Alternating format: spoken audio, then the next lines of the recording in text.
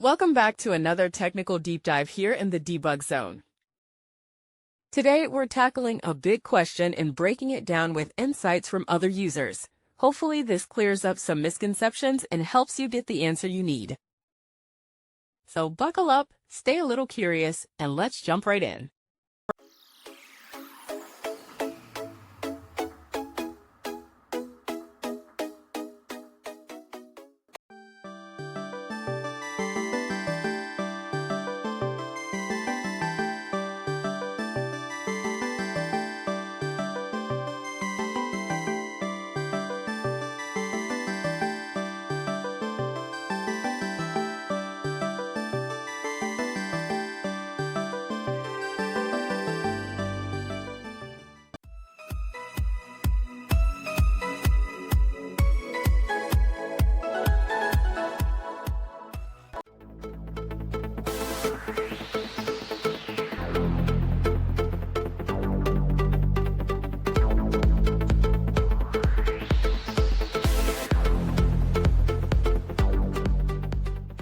And that's a wrap.